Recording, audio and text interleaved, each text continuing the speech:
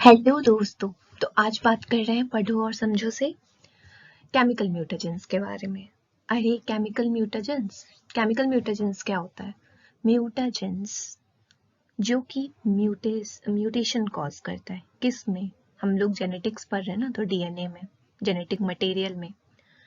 तो ठीक है, यहाँ पे बात कर लेते हैं, आज कर ही लेते हैं कि क्या चीज है ये केमिकल म्यूटेजन। ऐसा क्या है, क्या मैकेनिज्म है, करता क्या है ये? तो आओ देखते हैं। और ये केमिकल म्यूटेजेंस कौन करवाते हैं, सब देख लेंगे आज। आओ। तो बेसिकली हमें जानने से पहले, केमिकल म्यूटेजेंस पे आने से पहले हमें बात जानना है तीन चीज। म्यूटेजेंस तीन टाइप के होते हैं। म्यूटेजेंस सब्सटेंस होते हैं या जो म्यूटेशन कॉज करते हैं। तो म्यूटेशन जो कि जेनेटिक मटेरियल को अफेक्ट करते हैं, जिसके कारण बहुत सारी एबनॉर्मलिटी आती है। तो म्यूटेजेंस जो होते हैं, स्टार्ट कर दें। तो म्यूटेजेंस जो होते हैं वो थ्री टाइप्स के होते हैं। बायोलॉजिकल इंसान से रिलेटेड होगा, लाइफ से रिलेटेड होगा, तो जो जिंदा होंगे, वायरस, बैक्टीरिया, ट्रांसपोजोन। और फिजिकल, जिसको हम देख सकें, हीट, रेडिएशन। और केमिकल, जो केमिकली स्ट्रक्चर को अफेक्ट करें, जो केमिकल कंपाउंड्स होंगे, केमिकल्स होंगे, जो केमिस्ट्री से रिलेटेड होंगे, वो होंगे हमारे केमिकल म्यूटेजेंस। तो केमिकल म्यूटेजेंस कितने हैं? कितने? 5। Base analogue, alkylating agents, intercalating agents, deaminating agents, metal ions. अरे भाई, बस नाम पढ़ोगे या आगे भी बताओगे ये होते क्या हैं? तो आ जाओ बता देते हैं क्या होते हैं। बहुत मजा आएगा, ट्रस्ट मी, बहुत। स्टार्ट करते हैं। पहले हमें सारे मैकेनिज्म जानने से पहले एक की पढ़ लेते हैं, टॉटोमेराइजेशन। इसको पढ़ लिया तो सब याद हो गया। ट्रस्ट मी, ऐसा वीडियो कभी ना मिला होगा। एक बार पढ़ के देखो। बाय टॉटोमेराइजेशन, ये क्यों आया, कैसे आया, किसने बता दिया भाई ये टॉटोमेराइजेशन? तो हमारे जो वाटसन क्रिक है ना, वो बताए स्ट्रक्चर ऑफ डीएनए के जो बेसिस होते हैं। अब बेसिस क्या होते हैं भाई? बेसिस होते हैं हमारे एडेनिन, ग्वानिन, थाइमिन, साइटोसिन। ये होते हैं हमारे बेसिस। तो वो वाटसन और क्रिक बोलते हैं कि हमारे जो स्ट्रक्चर्स बेसिस के जो होते हैं वो हमेशा फिक्स नहीं रहते।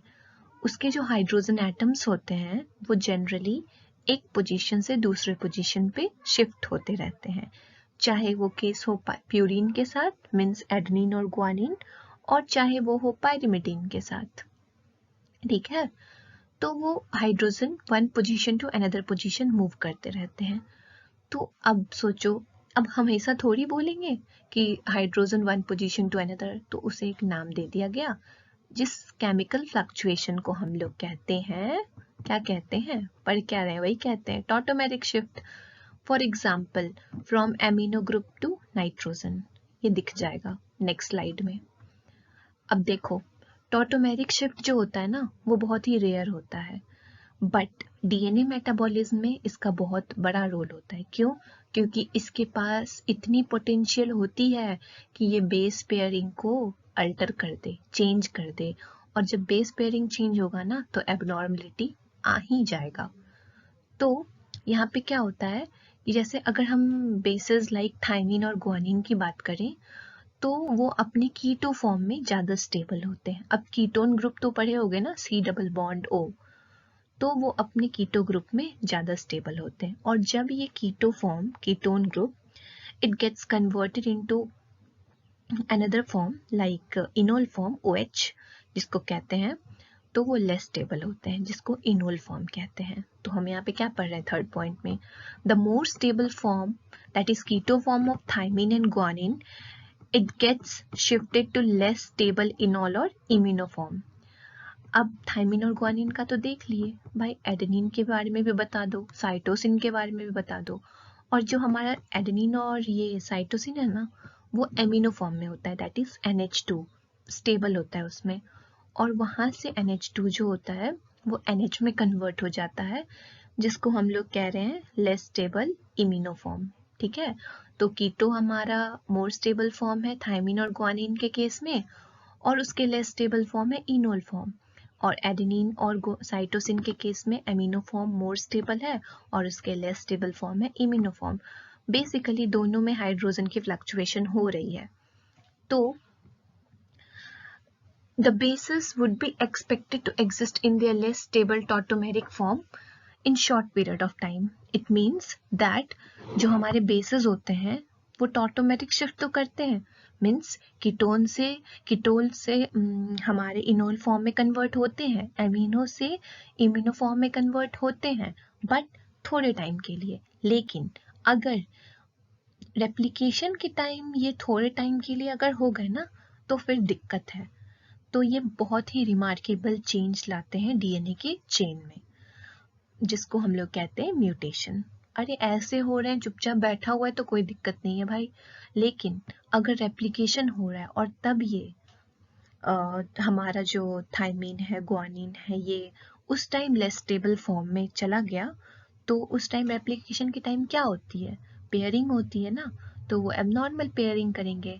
तो अगर उस टाइम वो रेयर इम्यूनो और इनोल स्टेट्स में चले जाएंगे तो वो या तो एडेनिन साइटोसिन से बाइंड कर लेगा।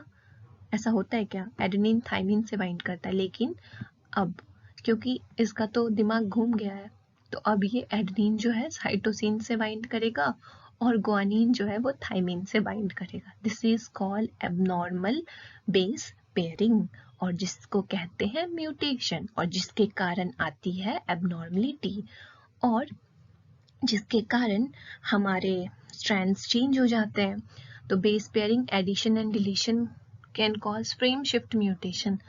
अब इनके कारण टॉटोमेरिक शिफ्ट के कारण एबनॉर्मल बेस पेयरिंग होगी तो हमारे जीन्स भी चेंज होंगे, कोडोन्स भी चेंज होंगे, ट्रांसलेशन इफेक्ट होगा, प्रोटीन गलत बनेगा, तो यार सब कुछ तो बदल ही गया। तो बस यही है टॉटोमराइजेशन। तो अब इतना सारा चीज जो पढ़ रही थी, आगे देखते हैं। Thymine, cytosine, adenine, guanine. मैंने क्या बोला था, थायमिन अपने कीटो फॉर्म में ज्यादा स्टेबल होता है, तो common form of thymine is keto form. अब देख लो भाई, 4th पोजीशन कार्बन का, it gets converted into AH group, इसी को कहते हैं कीटो से इनोल फॉर्म का कन्वर्जन। एमिनो फॉर्म में देखो तो साइटोसिन जो है हमारा 4th पोजीशन पे NH2 फॉर्म में है, और जब ये लेस स्टेबल इम्यूनो फॉर्म में आता है तो NH में कन्वर्ट हो जाता है। हो रही है ना हाइड्रोजन की फ्लक्चुएशन। अगर एडेनिन की बात करो तो सेम केस है, और अगर ग्वानिन की बात करो तो keto form gets converted into enol form. Now the normal base pairing हमें पता है, फॉरबिडन बेस पेयरिंग देख लो, पहले AT के साथ बाइंड कर रहा था, अब ये AC के साथ भाई साहब बाइंड करेगा, GC GT के साथ बाइंड करेगा, CG CA के साथ बाइंड करेगा। आओ देख ले मैकेनिज्म भी थोड़ा। मैंने क्या बोला था कि हमारा ग्वानिन जो है वो जनरली कीटो फॉर्म में होता है, हमारा थायमिन जो है वो जनरली कीटो फॉर्म में होता है, लेकिन अब यहाँ पे हो रहा है रेयर GT बेस पेयर। कभी देखा है GT base pair, GC base pair सुना होगा, इसीलिए यहाँ पे जब ग्वानिन अपने रेयर इनोल फॉर्म में कन्वर्ट हो जाता है तो वो थायमिन के साथ पेयरिंग करता है, और इस तरीके से पेयरिंग होता है, देख लो 3 बॉन्ड्स बनते हैं। अब एक मैकेनिज्म देख लेते हैं, ये हमारा भाई हो गया पेरेंटल DNA। हम देखेंगे GC पे फोकस्ड रखना, ठीक है। अब DNA रेप्लिकेशन में क्या होता है, ये 2 स्ट्रैंड सेपरेट होंगे और अलग अलग 2 और स्ट्रैंड्स उस पे आएंगे, कोड होंगे। तो देखो उसी टाइम मैंने क्या बोला था, ऐसे अगर टॉटोमेरिक शिफ्ट हो तो कोई दिक्कत नहीं हो, लेकिन रेप्लिकेशन के टाइम क्या हुआ, ये जो हमारा स्टेबल ग्वानिन था कीटो फॉर्म में वो कन्वर्ट हो गया रेयर इनोल फॉर्म में। ये स्टार जो है ना वो बताता है कि वो रेयर फॉर्म में है, इनोल फॉर्म में। तो पहले तो वो नॉर्मल बेस पेयरिंग कर रहा था GC के साथ, लेकिन अब ये बाइंड करेगा GT के साथ, ठीक है। और इस साइड कोई म्यूटेशन नहीं हुआ है, कोई टॉटोमेरिक शिफ्ट नहीं हुआ है, तो ये नॉर्मली चलेगा। तो अगर हम फर्स्ट फीलियल जनरेशन देखें तो जब दो अलग अलग DNA बनेंगे तो एक तो हमारा पेरेंटल DNA से मैच नहीं कर रहा, ये तो म्यूटेंट बन गया, और ये हमारा पेरेंटल DNA से मैच कर रहा है तो ये वाइल्ड होगा। फर्दर अब देखो ये म्यूटेंट डीएनए क्या इफेक्ट लाता है।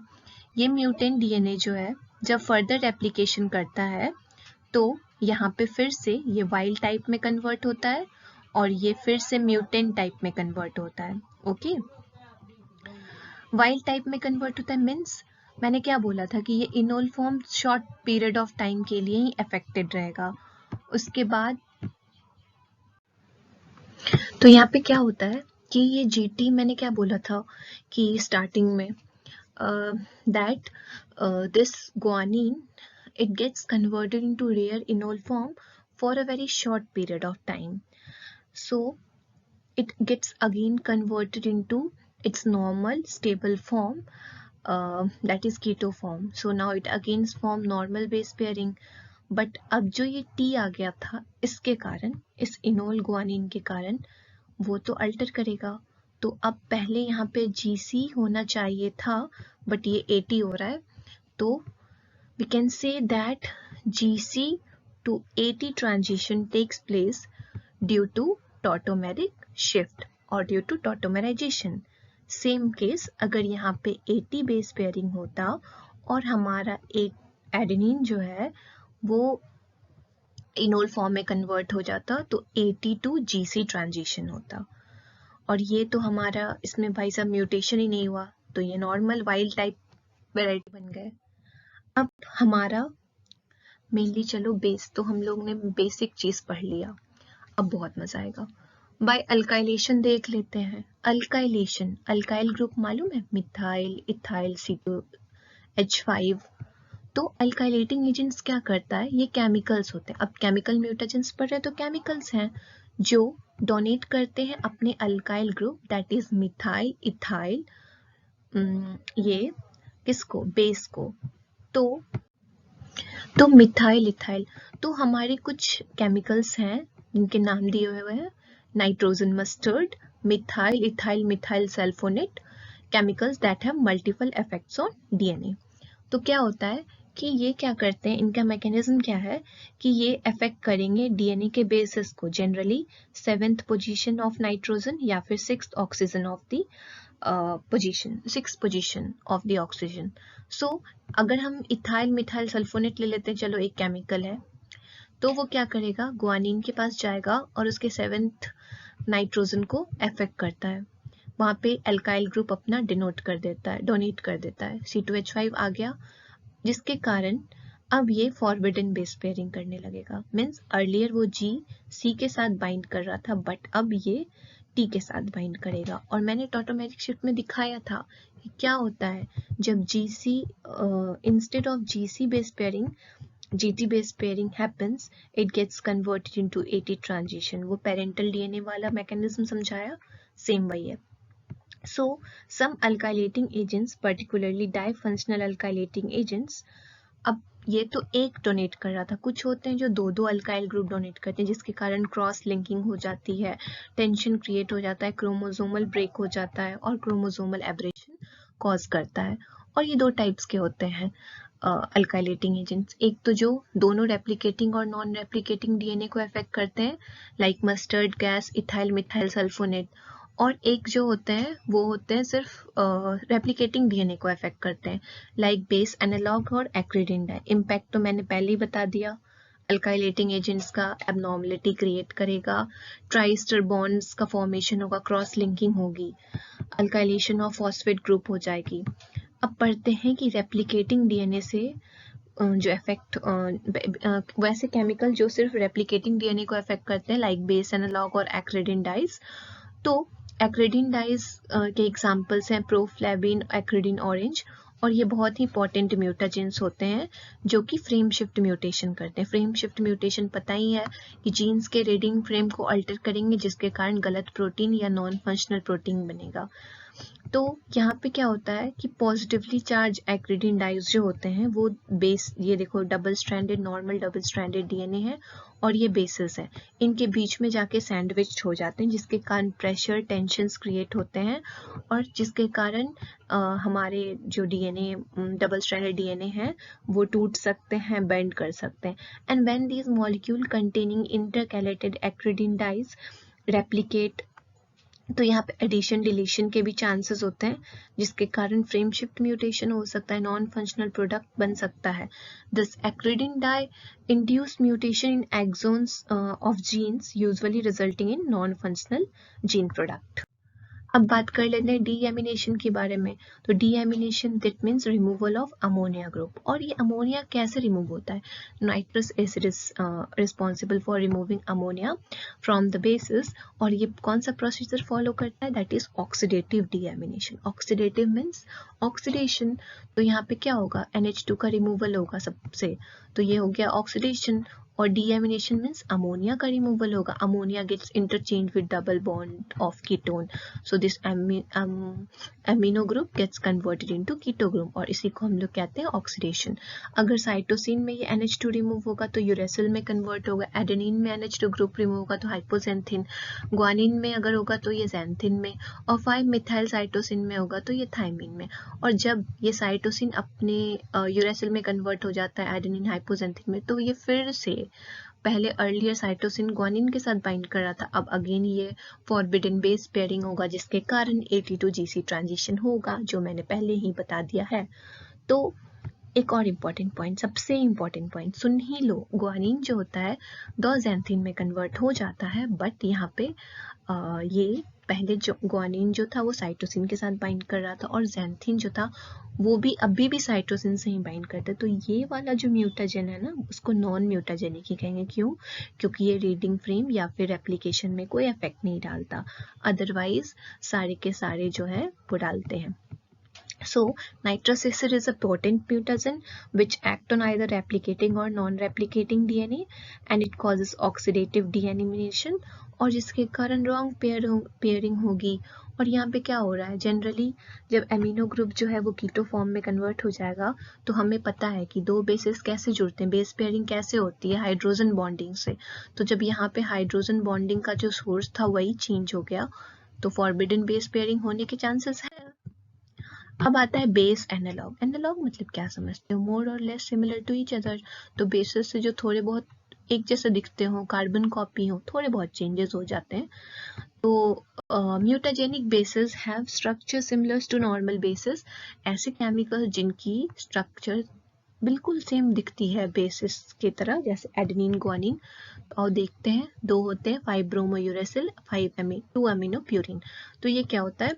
ये 5 ब्रोमो यूरेसिल जो होता है ना, वो सेम थाइमीन की तरह ही दिखता है, बट थाइमीन के 5th पोजीशन पे कौन होता है? हमारा मिथाइल ग्रुप, और इसके 5th पोजीशन पे ब्रोमीन होता है। और ब्रोमीन की इलेक्ट्रोनेगेटिविटी ज़्यादा होती है, जिसके कारण टॉटोमेरिक शिफ्ट भी ज़्यादा होती है, चार्ज डिस्ट्रीब्यूशन ज़्यादा होता है।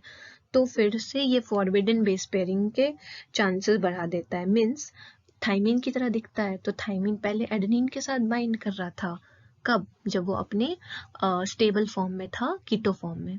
तो अब क्या होगा कि ये उसकी तरह दिख रहा है। तो अब ये जब 5 ब्रोमो यूरेसिल कीटोनिक फॉर्म में होगा, मीन्स स्टेबल फॉर्म में होगा, तो पहले जब थाइमीन स्टेबल फॉर्म में था तो वो एडेनिन के साथ बाइंड कर रहा था। तो नाउ अब 5 ब्रोमो यूरेसिल ये काम करेगा, उसकी जगह ले लेगा। तो वो स्टेबल कीटो फॉर्म है, और वो फॉर्म बाइंड करेगा एडेनिन के साथ। और जो जब ये इनोल फॉर्म में होगा, तो थाइमीन जब इनोल फॉर्म में था तो किसके साथ बाइंड कर रहा था? कीटो के साथ। इनोल के फॉर्म में था तो इसके साथ ग्वानिन के साथ बाइंड कर रहा था, एडेनिन के साथ नहीं कर रहा था। तो यहाँ पे यही काम ये करने लगेगा। मीन्स थाइमीन का जो काम है ना, उसकी तरह दिखने के कारण ये एडवांटेज ले लेता है और ये काम कर देता है फॉरबिडन बेस पेयरिंग का। तो अगर हम इस डायग्राम से देखें तो यहाँ पे मैंने पेरेंटल DNA में बस एक ही दिखाया है, क्योंकि मेरा जीन ऑफ इंटरेस्ट यही है। तो यहाँ पे GC बेस पेयरिंग हो रही है। अब G के साथ कब बेस पेयर करता है ब्रोमो यूरेसिल? जब वो अपने less stable form that is enol form में होता है, और ऐसा कुछ टाइम के लिए होता है। फिर ये नीचे आएगा और रेप्लिकेशन होगा। तो जब ये ब्रोमो यूरेसिल इनोल फॉर्म से स्टेबल कीटो फॉर्म में हो जाता है, तो फिर ये एडेनिन के साथ बाइंड करता है। और फर्दर जब इसकी रेप्लिकेशन होगी तो एडेनिन थाइमिन के साथ बाइंड करेगा और एडेनिन ब्रोमो यूरेसिल के साथ बाइंड करेगा। तो देखो ना क्या हो रहा है, GCC-AT ट्रांजिशन हो रहा है। और यहाँ देख लो AT है, यहाँ पे स्टेबल फॉर्म है ब्रोमो यूरेसिल, कीटो फॉर्म में है, बाइंड कर लिया, फिर रेप्लिकेशन हुआ, फिर ये लेस स्टेबल फॉर्म में हो गया।